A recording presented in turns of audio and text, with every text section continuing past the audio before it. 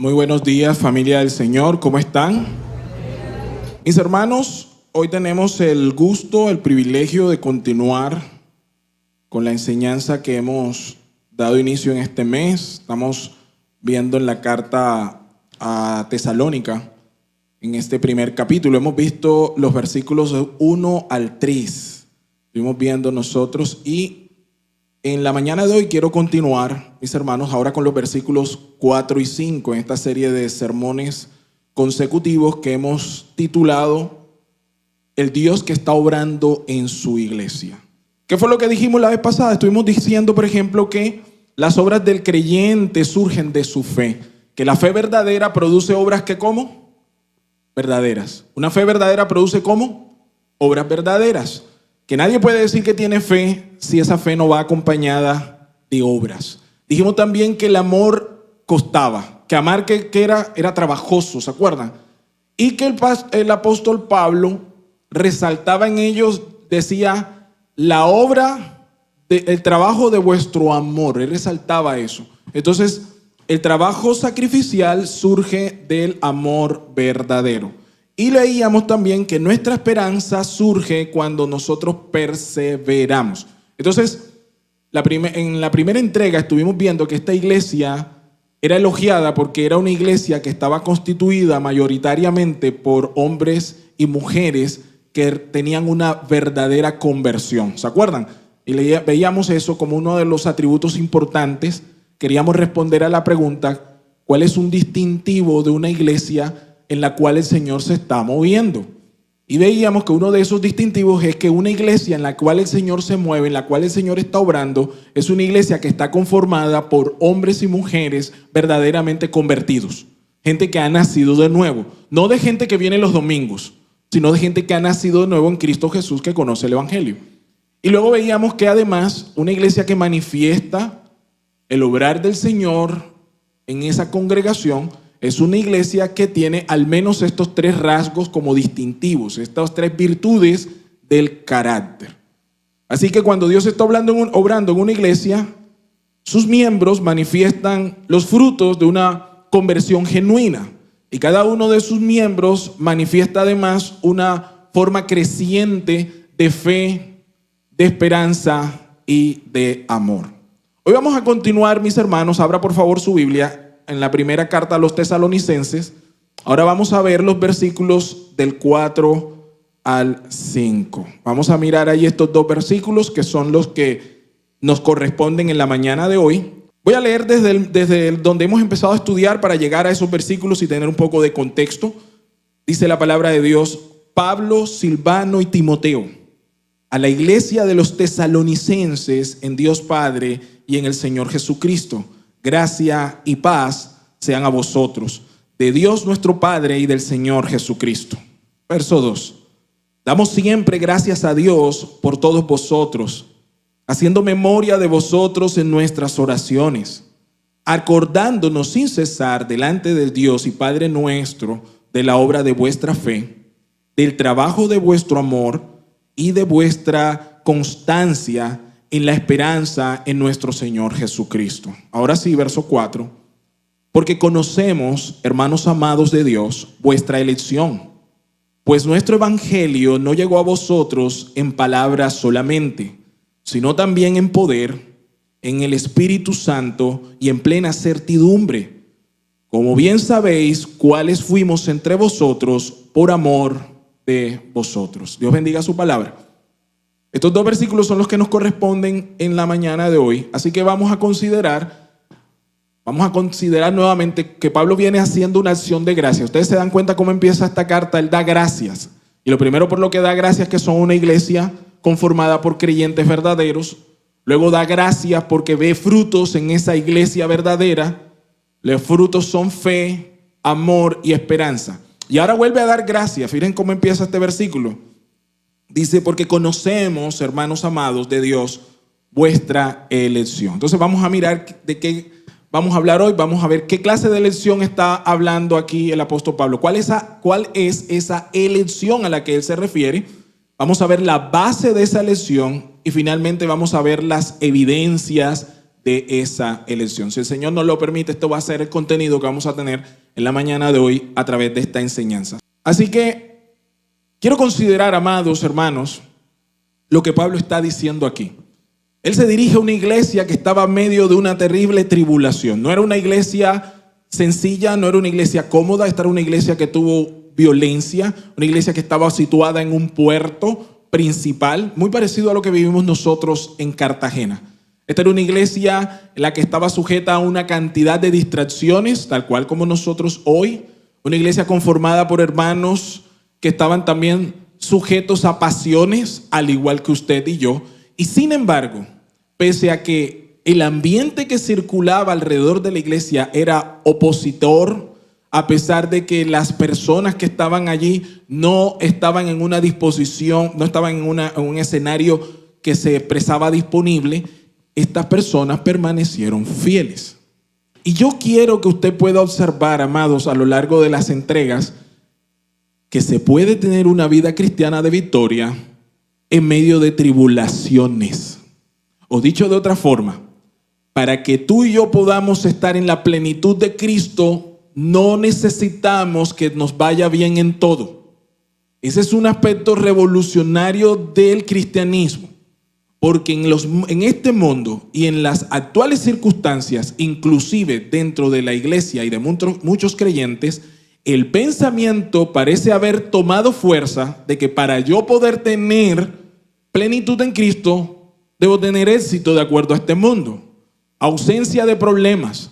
Entonces, cada vez que tengo un problema, me genera frustración. Y cada vez que tengo frustración, me rebelo contra Dios. Y como me rebelo contra Dios, contravengo su palabra. Y como contravengo su palabra, amado, no voy a empezar a actuar en santidad. Y ese es un problema para nosotros. No puede ocurrir que usted esté esperando, que yo esté esperando a que todas las cosas marchen bien. Entonces ahora sí te voy a adorar, Señor. Podemos adorar a Dios cuando las cuentas están por pagar. ¿Cuántos dicen amén?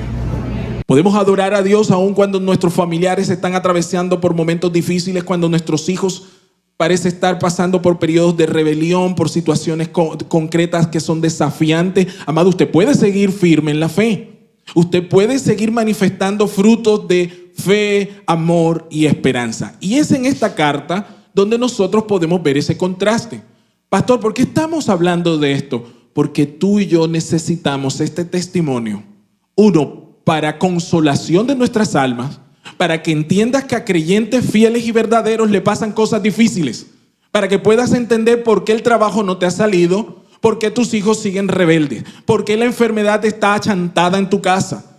Para que puedas entender por qué la hipoteca no se va. ¿Me entiendes? Estas cosas van a estar y aún así el Señor sigue estando en su lugar amándote apasionadamente. Estas cosas pueden estar y no van a quitar ni un ápice de nuestra confianza. Porque la Biblia dice que aunque ande en valle de sombra de muerte, deme la razón. ¿Por qué? Porque de lo alto hay una promesa. Dios no promete quitarte valles de sombra de muerte. Lo que promete es que cuando tú estés allí, su vara y su cayado, si permaneces en él, entonces la respuesta natural, ¿cuál va a ser? Tú y yo vamos a recibir, ¿qué cosa? Aliento.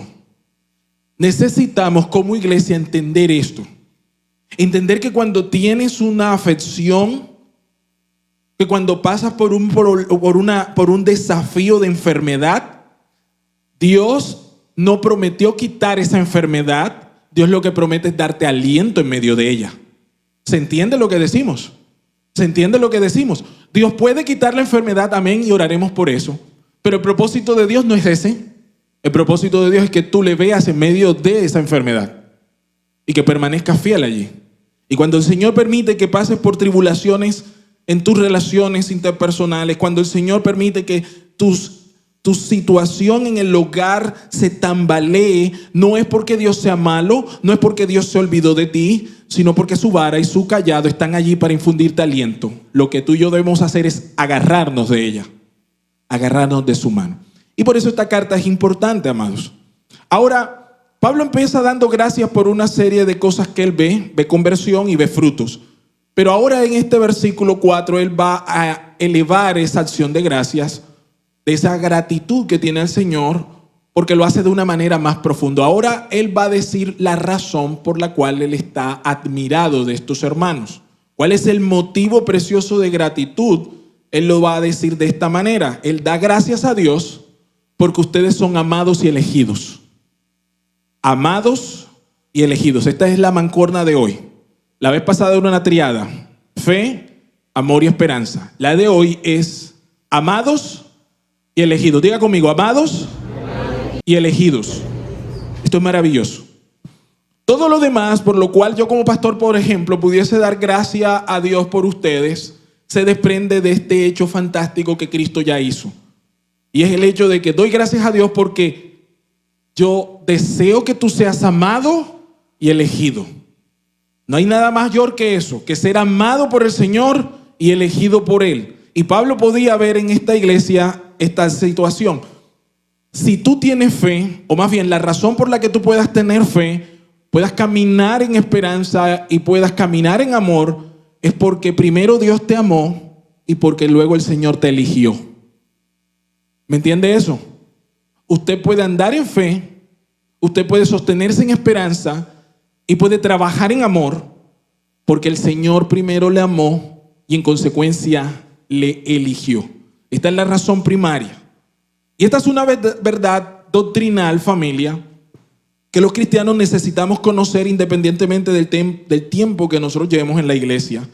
A veces cuando se hablan de estas verdades dicen: ay no, lo que pasa es que eso es demasiado profundo para una persona que está empezando. Yo le voy a decir: no, mi amado, ojalá nos hubieran enseñado eso desde el minuto uno. Y yo sé que sí, en las agendas de instrucción cristiana, quienes hicieron aquí agenda de instrucción cristiana, levanten.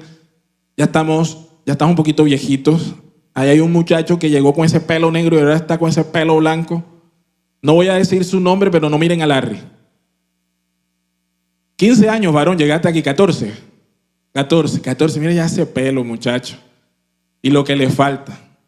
Miren, amados, el Señor nos enseñó algo fundamental. Nosotros estamos aquí porque Él nos amó. Y hay algo que se deriva de ese amor, y es que fuimos elegidos por Él. Y ahorita voy a hablar mucho más de eso. Entonces, lo primero que Pablo nos dice aquí en el versículo 4 es: sabiendo, hermanos amados de Dios. Mira cómo se dirige a los hermanos en Tesalónica. Les dice: sabiendo, hermanos amados de Dios. Ni siquiera le dice: hermanos amados míos. ¿Qué dice? Amados de Dios. ¿Qué sabía Pablo? Su elección. Él estaba plenamente certero, convencido de que le estaba hablando a gente no solamente convertida, no solamente gente que mostraba frutos, sino que gente que había sido elegida por el Señor. Amado, y esto es un nivel mucho más profundo en la fe. Y lo voy a demostrar de la siguiente manera. Si yo hiciera esta mañana, no lo voy a hacer, es hipotético, si preguntara: ¿cuántos de ustedes se sienten elegidos por el Señor? Fíjense que si yo dijera: ¿cuántos de ustedes son cristianos? La mayoría levanta la mano. Pero si les dijera: ¿cuántos de ustedes se sienten plenamente elegidos por el Señor? Más de uno duda. Entonces, ¿ser cristiano es una cosa y ser elegido es otra? No, pero ante los tiempos que transcurren pareciera que sí. Porque ser cristiano pareciera que es solo venir el sábado o el domingo a la iglesia. Pero ser elegido, amado, elegido ya es estar en la mesa con el Padre. Y aquí, míreme acá. Y algunos de nosotros le hemos comprado la mentira a Satanás de que no somos dignos de ser considerados elegidos del Señor. Como si hubieran cristianos de primera y segunda categoría. Entonces, Pablo aquí habla de que él estaba consciente de esa elección. Entonces, lo primero que vamos a ver, para los que están anotando, ¿cuál es la base de esa elección? ¿Cuál es la base por la que Pablo dice que ellos han sido elegidos por Dios? ¿Ellos quiénes? Los de Tesalónica. Y mientras lo estudiamos, yo quiero que usted vaya pensando si eso también aplica para usted. Hágalo personal. Entonces, la base de esta elección, empiezo diciendo esto, la base de esta elección, ¿cuál elección? La que Dios hizo por los tesalonicenses. La base de esa elección no se encuentra en ningún mérito de parte de ellos. No se encuentra en el hecho de que Dios sabía de antemano que los tesalonicenses iban a creer.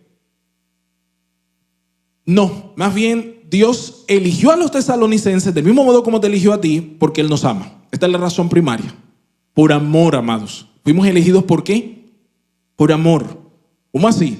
Dice la Biblia que Él nos eligió soberanamente cuando aún nosotros ni siquiera habíamos correspondido ese amor. Dice la Biblia, nosotros le amamos. Él nos amó primero. Ahora, ¿en qué estado estábamos nosotros cuando el Señor nos amó? Muertos en delitos y pecados. Escúcheme, ninguno de nosotros era amable, ninguno de nosotros era digno del amor de Dios. No hay ningún mérito personal en el hecho de que Dios nos ame. Él nos amó porque quiso amarnos y por eso nos eligió por amor. Miren cómo lo dice Moisés de la siguiente manera. Abra por favor Deuteronomio capítulo 7, verso 7. Miren lo que va a decir Moisés al pueblo de Israel. Me gusta este texto, anótelo allí. Deuteronomio 7:7, mira lo que dice.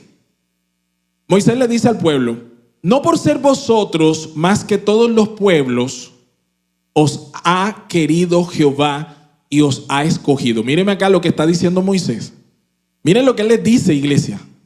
No por ser vosotros más que todos los pueblos, os ha querido Jehová y os ha escogido. ¿Qué dice Moisés?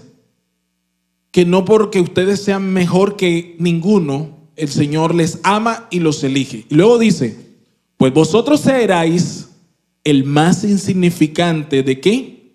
De todos los pueblos, no de algunos. ¿Qué dice? Todos los pueblos.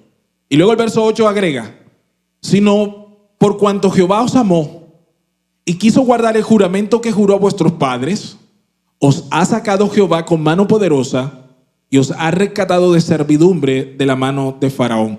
La razón por la que Dios amó a su pueblo no era porque ellos merecieran su amor, sino porque Él decidió amarlos. Es un acto unilateral. Dios decidió amar a Israel. Como vemos en otros textos, a Jacob amé, a Esaú aborrecí. El amor del Señor es algo que sobrepasa nuestro entendimiento, amados. No estoy yo esta mañana aquí en disposición de decir por qué. Quiero deleitarme en el hecho de que Dios así lo hizo. No tenía razón alguna para amarte. Y este es un hecho real, yo no estoy especulando. Tú te conoces a ti mismo. Tú sabes que no estabas digno para que el Señor te amara y te trajera. Tú conoces tus pecados, sabes tus rebeliones, conoces tus quebrantos, sabes las cosas que te ha alejado. Y aún así el Señor perseveró en amarte. Amados, si eso no le pone la piel chinita, ya empiezo a sospechar qué pasa. No merecíamos ser amados por el Dios santo y trino, Jehová de los ejércitos, y aún así Él lo hizo. Él nos amó, al igual que lo hizo con Israel, no porque lo mereciéramos, es porque Él decidió amarnos, y como nos amó, entonces nos escogió y nos ha redimido. Miren lo que dice Efesios 1. En ese capítulo 1 de Efesios, el versículo 3, el apóstol Pablo va a decir lo siguiente.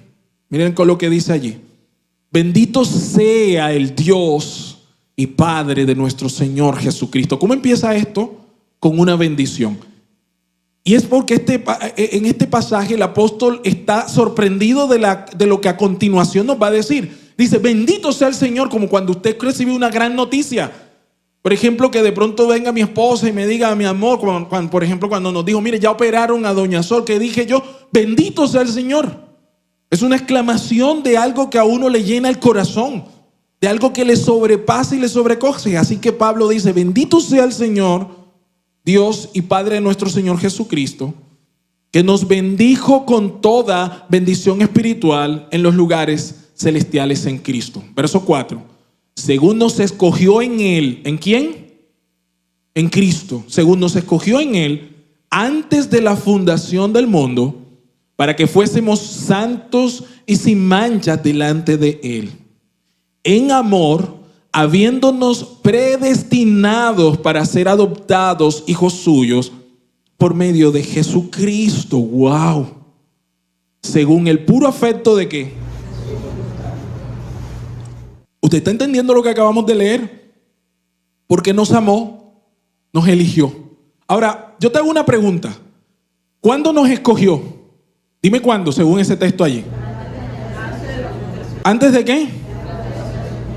Escucha eso. Todavía no habías nacido y dice la Biblia que desde la eternidad ya el Señor te amaba. Esta es la clase de Dios que tenemos.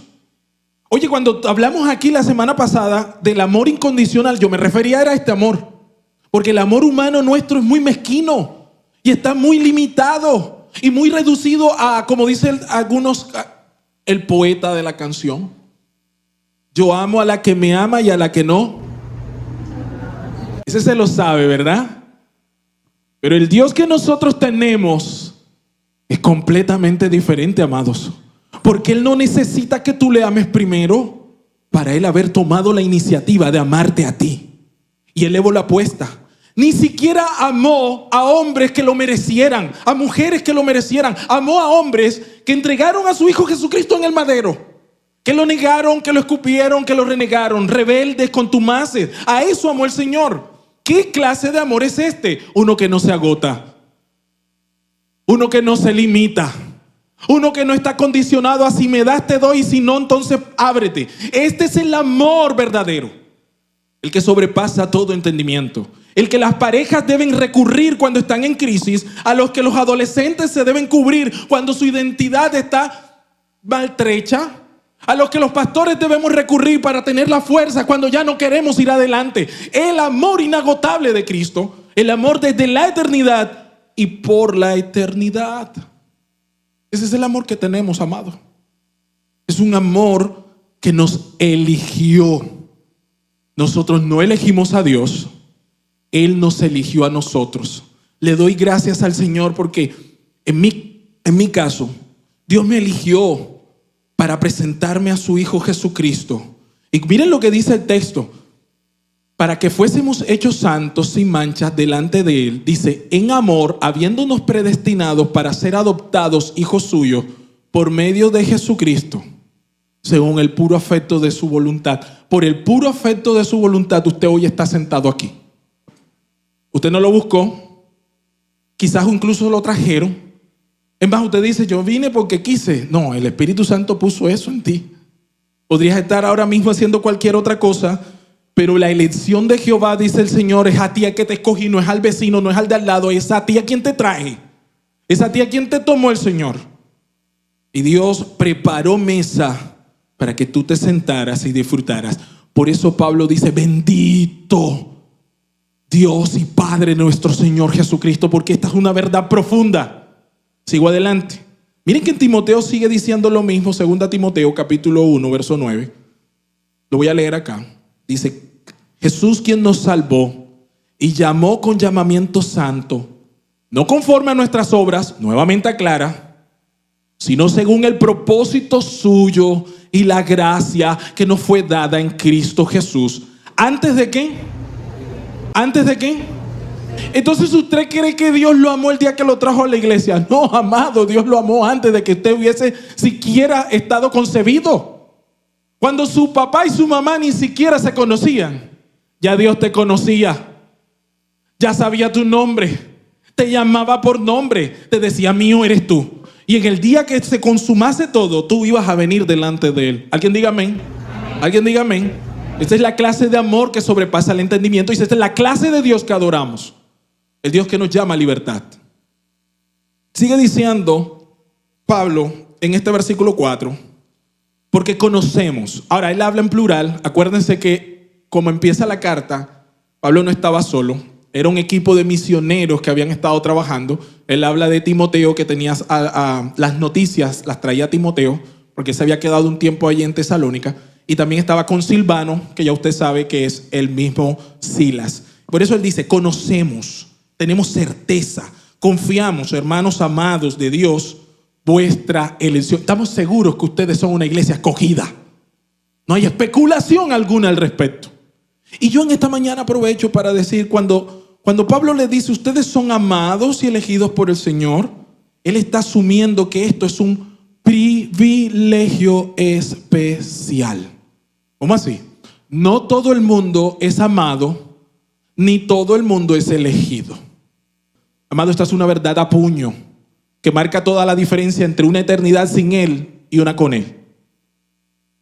Somos elegidos y somos amados, y quiero decirte, esto es un privilegio. Yo me voy a disponer a demostrar a la luz de las Escrituras, que esto es un privilegio que debería ser mella, no en nuestra autoestima, sino mella en nuestro estilo de vida diario. Somos amados y somos elegidos, y este es un privilegio. No todo el mundo lo tiene. Ustedes son los amados y los elegidos del Señor. ¿Cuántos saben que son amados y elegidos del Señor? Usted es el papucho del Señor, el bordón de la casa. A usted le han hecho honores por el hecho de que el Señor ama de manera individual. Miren, no es cierto que Dios ama así al bulto prieto. ¿A qué me refiero? Dios no es que ame a la humanidad, Dios ama al hombre. Y cuando habla al hombre se refiere a aquellos que Él ha escogido y separado. Él hace salir su sol sobre justos. ¿Cómo se llama eso? Una gracia general. ¿Eso manifiesta el amor del Señor? Sí. Pero en esta mañana yo no estoy hablando de eso. Me propongo elevar la apuesta, porque el hecho de que usted cruce por esa puerta y haya puesto su confianza en Cristo, lo convierta a usted en acreedor de un lugar especial dentro del reino. Un especial, gracias mi amada, un lugar especial dentro del reino. ¿Sabe por qué nos esforzamos nosotros dentro de nuestra casa, de nuestro hogar, para traer el reino de Jehová a nuestras vidas? Por este grado de honor que nosotros ocupamos hoy. Esto no lo tiene todo el mundo. Es cierto que Dios hace salir su sol sobre justos e injustos y que trae su lluvia temprana y tardía sobre toda la tierra. Eso es cierto. Pero lo que vamos a ver a continuación está reservado exclusivamente para un puñado de hombres y mujeres que tienen una condición particular: estar en el amado, estar en Cristo Jesús. ¿Quién es el amado? El deseado de las naciones es Cristo. Si usted cumple la condición de que está en el amado, vienen unas bendiciones grandes que yo quiero compartir aquí, que hacen que entendamos por qué el apóstol en esta carta está tan emocionado con la iglesia en Tesalónica. Mire lo que dice.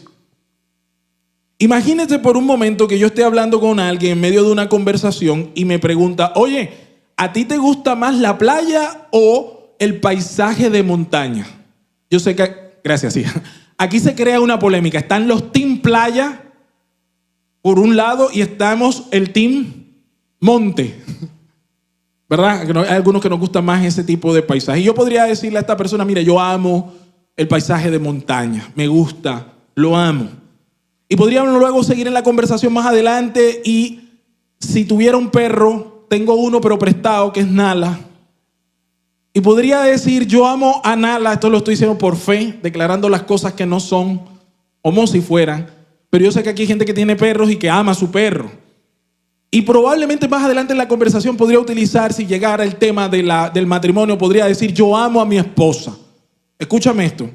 Yo esperaría que esa persona que está hablando conmigo entienda que, aunque yo amo las montañas, amo al perro hipotético que tengo y a mi esposa, yo esperaría que ese interlocutor no interprete que cada uno de los amores que yo estoy hablando aquí son correlacionados iguales entre sí. Yo creo que usted lo entiende, ¿verdad? Cuando digo que amo la montaña, no estoy diciendo que la amo del mismo modo como amo a mi esposa. ¿Se comprende? ¿Se entiende? Muy bien.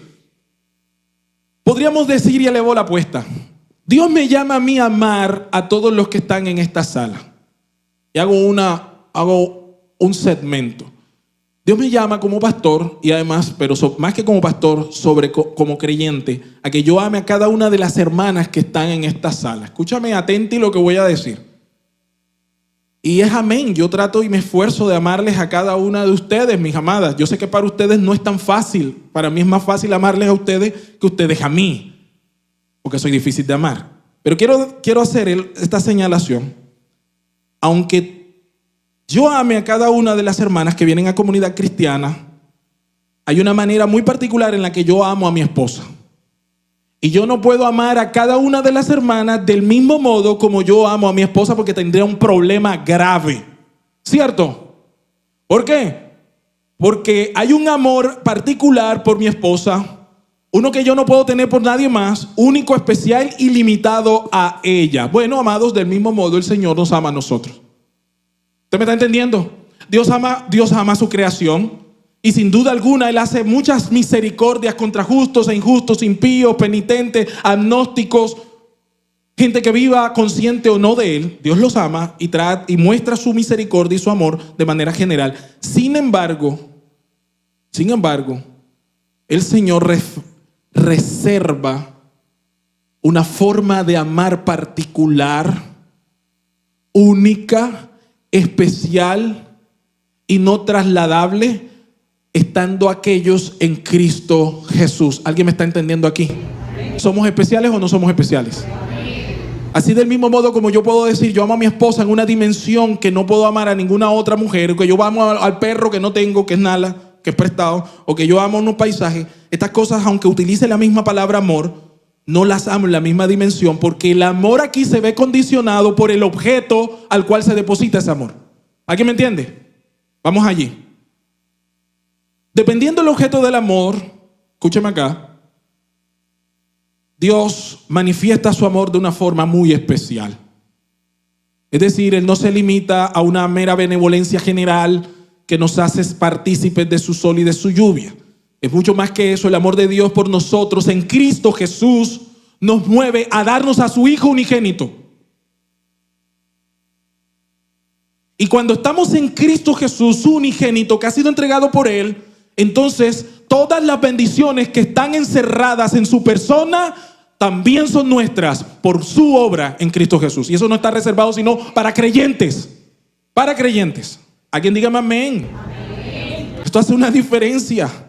Usted tiene acceso a bendiciones en Cristo Jesús. Por eso, amados, nos esforzamos para que nuestros familiares también tengan acceso a estas bendiciones. Porque por amor a ellos queremos que ellos sean partícipes, estando como en Cristo Jesús.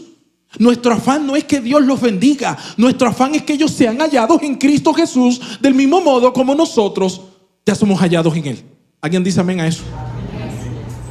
Lo vemos, por ejemplo, en Juan, en el Evangelio de Juan, capítulo 17, para que te des cuenta de este tipo de amor especial del que tú eres objeto. Mira, en Juan capítulo 17, versículo 9, Jesús está orando. Y Él hace una oración muy específica, muy particular, y que además refuerza lo que estamos hablando esta mañana. Mira lo que dice de boca de Jesús. Mira lo que dice Jesús allí. Jesús está orando al Padre y dice: yo ruego por ellos. ¿De quién está hablando Jesús? ¿Por quién está orando? ¿Por quiénes? Por los apóstoles. ¿Quiénes representaban los apóstoles en ese momento? Los escogidos de Dios. ¿Y los escogidos de Dios dónde se reúnen? ¿En qué? En su iglesia. Así que Dios estaba orando, Jesús estaba orando de una manera primigenia por la iglesia, que nos representaba en ese momento, o éramos representados por los apóstoles. Así que Él va a decir: yo ruego por ellos, por los apóstoles.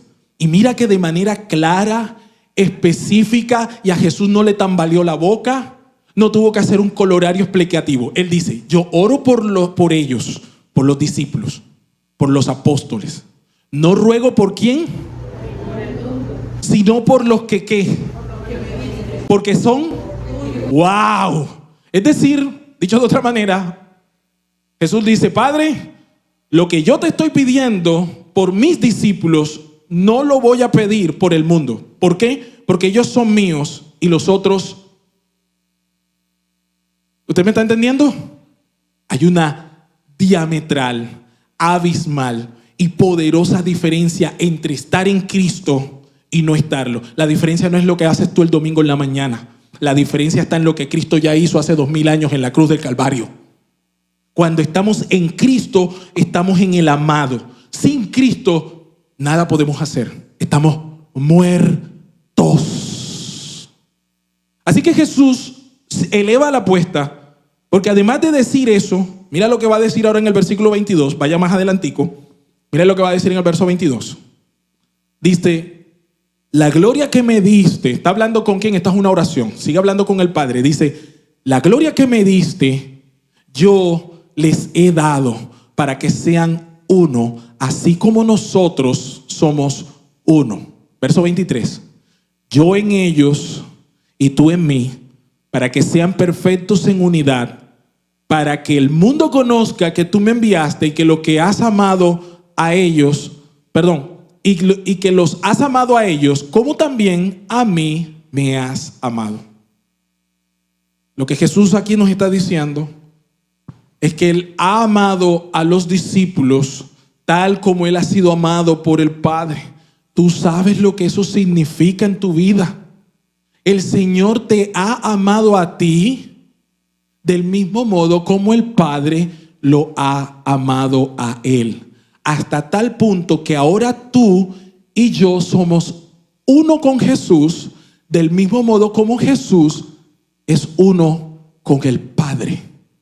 Y eso debería ser una diametral diferencia en tu vida.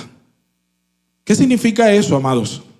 Miren, por estos tiempos hay muchas carencias afectivas que empujan a los creyentes, incluso a creyentes, a sentirse carentes de amor. A veces, y he escuchado de muchas personas cuando he tenido la oportunidad de ministrar, a veces en medio del quebranto comienzan a decirme: pastor, es que a mí nadie me quiere, es que yo estoy solo, yo estoy sola. Y bueno, yo quiero decirte, amado, amada, a partir de hoy, que el Señor debe ayudarte a volver a entender esta verdad profunda. Tú no estás solo, tú no estás sola, porque fuiste amado y amada desde antes de que este mundo siquiera comenzara a dar vueltas.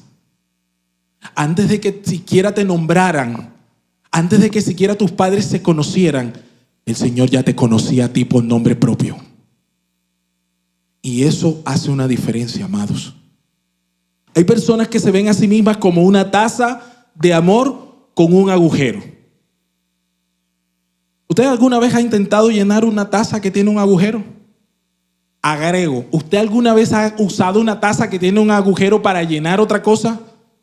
¿Qué le pasa a esa taza cuando usted la intenta llevar a otro lado que tiene un agujero? ¿Qué le va pasando? Y cuando llega al destino, ¿qué le ocurre a esa taza? ¿Llegó, como usted la llenó? No, ¿verdad? Míreme, hay personas que se ven como una taza de amor con un agujero. No importa cuánto le eches y le eches y le eches, le des y le des, nunca se llenan. Nunca se llenan. Nunca.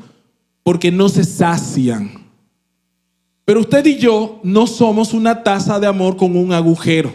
Nosotros más bien seremos una taza de amor en la cual el amor del Señor se derrama tanto en nuestras vidas que sobreabunda. Porque somos amados de Dios, podemos dar y dar y dar y nunca agotarnos. El creyente puede amar de una manera que este mundo jamás podría hacerlo. Porque nuestra fuente no está en nosotros. ¿Está dónde? En el Señor. Y esa fuente nunca se agota. Jamás. Entonces, ¿cómo podía Pablo entonces estar seguro de que estos hermanos habían sido escogidos? Bueno, ya lo hemos visto. Pablo nos da la razón por la cual estos hermanos podían dar fruto. A él no le quedaba duda de que si podía ver en ellos fe, esperanza y amor, era una marca indeleble de que habían sido elegidos por el Señor. Yo tengo que hacerlo personal y tendría que preguntarte a ti: ¿cómo sabes si el Señor te ha elegido a ti? En esta sala yo no quiero que le preguntes al de al lado, quiero que te preguntes: ¿tú cómo sabes que Dios ya te eligió a ti para estar en Cristo Jesús, en su eternidad? ¿Cómo lo sabes? Esa es una pregunta sumamente importante.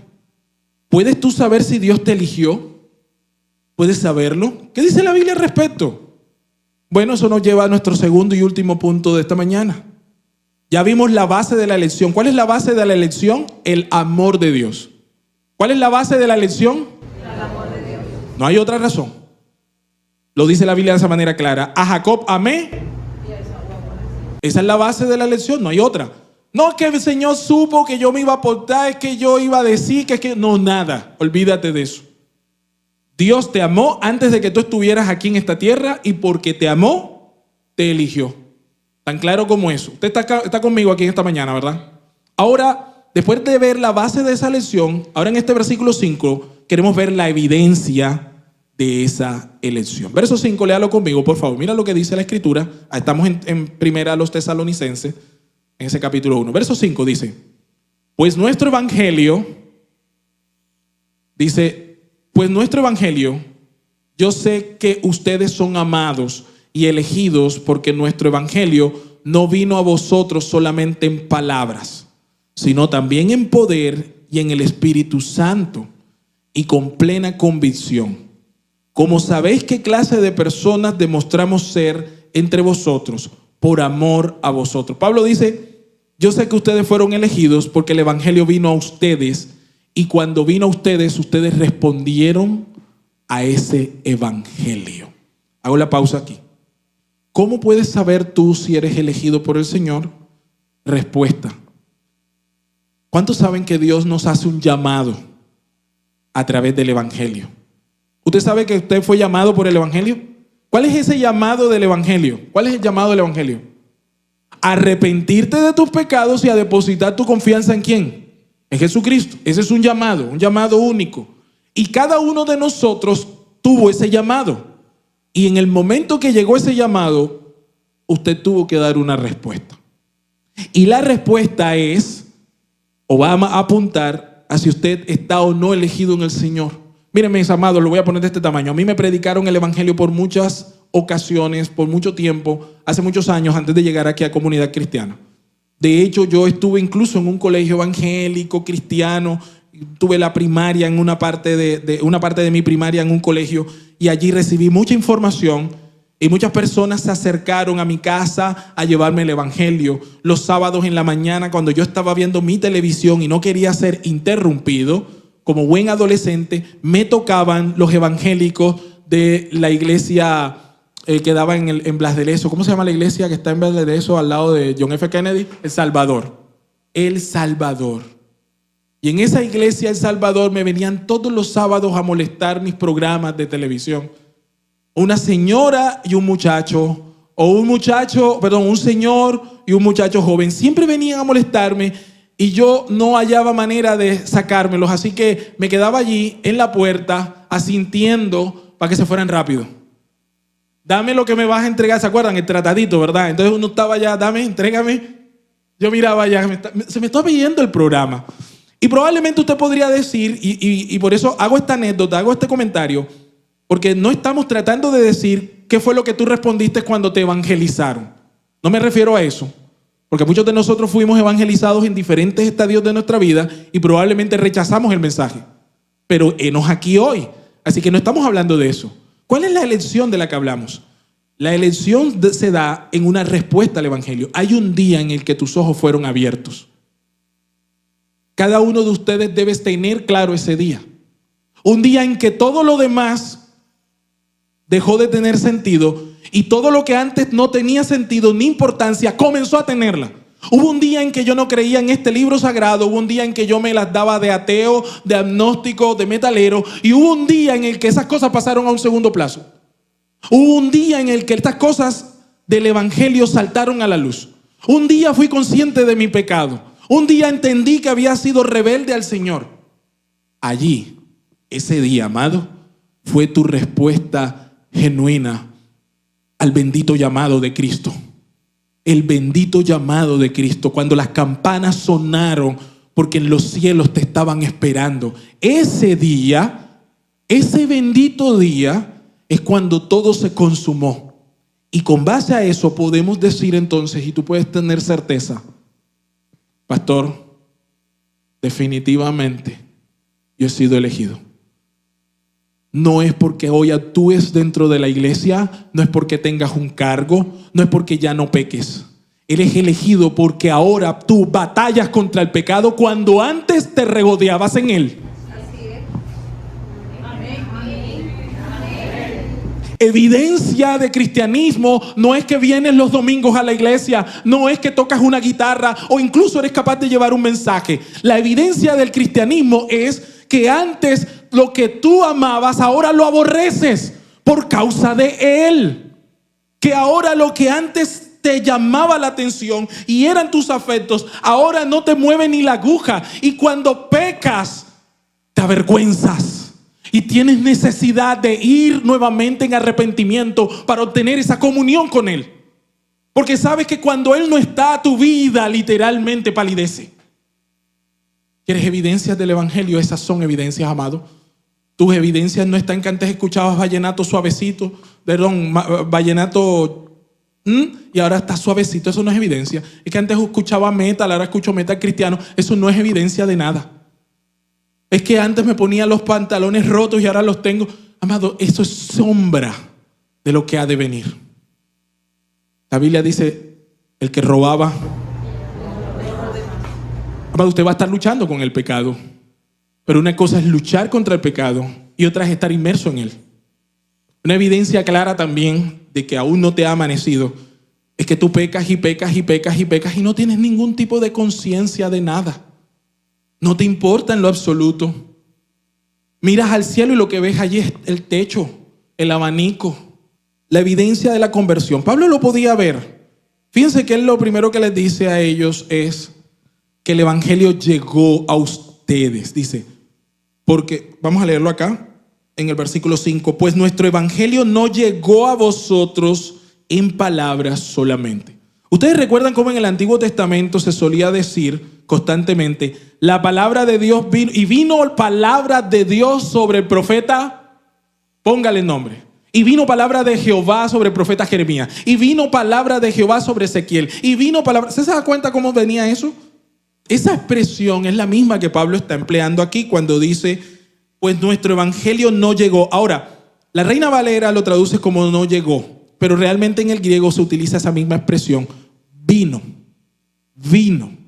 ¿Eso qué significa? Que al igual que con Ezequiel, Jeremías, como lo veíamos incluso esta mañana con la escuela dominical, la palabra de Dios vino. Es decir, la palabra de Dios viene. Y una de las ideas que está en esta expresión es que Dios se acerca y se hace presente por medio de su palabra. Es Dios el que viene y viene por medio de su palabra. Dios vino a la vida de los tesalonicenses como Dios vino una vez a la vida tuya, a través de la palabra de Dios. Y no es que la palabra de Dios cayó del cielo como en paracaídas, no. Más bien el evangelio vino a los tesalonicenses por medio de la participación activa, decidida, puesta en marcha de un equipo de misiones conformado por Pablo, Silas y Timoteo. Ellos tuvieron que ir, dejar la comodidad para ir a predicar el evangelio. El hecho de que Dios haya elegido a los tesalonicenses para salvación no significa que se iban a salvar solos. No estamos lanzando Biblias desde los aires. Estamos predicando el evangelio. Por eso la Biblia dice, ¿cómo creerán si no hay? Se necesita la actividad de la predicación. Y por eso Pablo va a decir, miren, nosotros sabemos que ustedes han sido elegidos porque nuestro evangelio no llegó a ustedes con palabras solamente. Mientras ellos predicaban el evangelio, escúcheme acá, el Espíritu Santo les daba entendimiento. Cuando decimos no vino con palabras solamente, yo sé que hay una parte allí atentadora que usted podría decir, no, es que ellos comenzaron a hacer señales y prodigios y milagros. Y yo quiero decir, estas cosas estuvieron presentes, pero no es el sentido de lo que Pablo está hablando en este texto. Al poder que habla Pablo, que queda implícito cuando dice, no vino de palabras solamente, mira que dice, pues nuestro evangelio no llegó a vosotros en palabras solamente, sino también ¿en qué? En dunamis, en poder. ¿Qué poder está hablando aquí? Bueno, yo lo escribo de esta manera. Cuando ellos predicaban el evangelio, en simultánea, el Espíritu Santo iba haciendo una obra transformadora en la vida de estos hombres. ¿Cuál era esa obra transformadora en la vida de los hombres? Dice que ellos pudieron ver la negrura de su pecado, pudieron ver la hermosura de nuestro Salvador, pudieron entender que fueron sustituidos en la cruz de Calvario por Cristo, pudieron entender que solamente viniendo en arrepentimiento a Cristo y depositando su fe en Él podían ser salvos. Ese es el poder del evangelio, amados. ¿Por qué yo digo esto? Yo puedo predicar con palabras muy bien entonadas, dar argumentos muy fuertes, pero así yo no voy a poder convertir a nadie. Usted sabe que la gente se convierte no por las palabras fuertes de un predicador, sino por la obra poderosa del Espíritu Santo. Usted está entendiendo que eso es un milagro. Usted entiende que eso es un milagro. Que usted necesita orar por un milagro en su casa y no precisamente para ganarse el baloto o para que se vaya el cáncer, sino que el milagro más grande, Señor, conviértelos de muerte a vida. Haz que mi hermano se convierta al evangelio. Haz que mis padres conozcan de ti, Señor. Ese es un milagro. A veces ese milagro es mucho más grande que una sanidad física. Porque al final del día, la sanidad física perecerá con la persona. Pero la salvación, amado, es para toda la eternidad. Y por eso Pablo decía, yo sé que ustedes han sido elegidos por la forma en la que el evangelio obró poderosamente. ¿Cómo fue ese evangelio poderoso? Dice, sino que también se manifestó en poder, en el Espíritu Santo y en plena certidumbre. ¿Cuál era esa plena certidumbre? Que ellos entendían su pecado y tenían claro que no podían ser salvos de ninguna otra forma que no fuese a través de Jesucristo. Quienes predicamos, quienes discipulamos, sabemos que este es de los puntos más difíciles de lograr. Usted puede preparar un buen sermón, usted puede estar fiel con una persona, pero la obra regeneradora, ninguno de los que estamos aquí presentes, sentados y de pie, la puede hacer. O Dios obra de manera sobrenatural en la vida de esta persona, o ninguno de nosotros puede. Y esto es lo que Pablo le llamaba poderosamente la atención y le llenaba de gozo. Él veía ese fruto, él veía esa evidencia de la conversión de ellos. Pablo sabía que ellos habían sido elegidos por la manera como recibieron la palabra. Es decir, cuando recibieron el evangelio, se convirtieron. Y no solamente se convirtieron, sino que formaron una iglesia. Y aunque era una iglesia que tenía poco tiempo, comparativamente con las otras, esta era una iglesia que daba fruto poderoso. Tanto que aún la gente en Macedonia sabía de ellos. Amado, usted se ha puesto a pensar cuánta gente realmente estaría convertida en esta iglesia. Pronto usted está pensando que son miles de personas. Y realmente lo que la Biblia nos dice era que era un grupo pequeño. Era una iglesia pequeña. Y sin embargo, con todo y ello y toda la oposición, el Señor les usó y eran favorecidos por el amado. Por esto también, miren lo que va a decir allí en ese capítulo 13 del capítulo 12 de esta carta. Miren lo que dice allí. Vaya conmigo al capítulo 2, versículo 13. Una hojita adelante.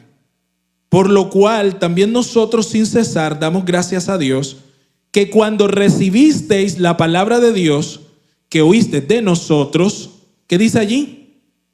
¿Qué dice allí? No como palabra de hombres, sino según es en verdad la palabra de Dios, la cual actúa en ¿qué? Wow, tremendo, ¿verdad? La cual actúa en nosotros y en vosotros, los que creéis. ¿Qué veía Pablo? Él veía frutos. Amado, si este fruto está en tu vida, tú puedes tener certeza de que el Señor te ha elegido. ¿Qué hemos dicho hasta aquí? Hemos dicho que el motivo de la gratitud del apóstol Pablo por los hermanos de Tesalónica es que ellos eran amados y elegidos. ¿Cuáles son el dúo de palabras de hoy que usted se va a llevar?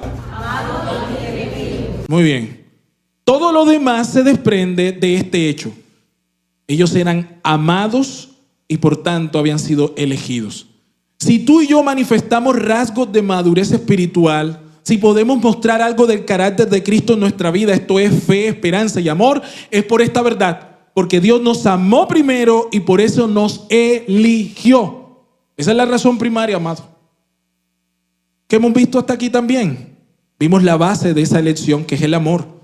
Y luego vimos las evidencias de esa elección, que son los frutos. Ponte de pie, porque yo quiero invitarte a que tú puedas dar gracias por esta profunda verdad que debe ser sobrecogedora. Dios te amó desde antes de la fundación de este mundo. Y cada paso que ha venido hasta aquí, cada situación que te ha traído hasta aquí, ha sido porque el Señor en su anticipado consejo lo ha dispuesto de esta forma, para que tú ahora disfrutes la esperanza y la certidumbre a la que fuimos llamados en el amado. Allí donde está, usted va a orar conmigo silenciosamente. Padre, te damos gracias en esta mañana, porque hoy tomados de la mano o abrazados o acercados unos a otros, Señor,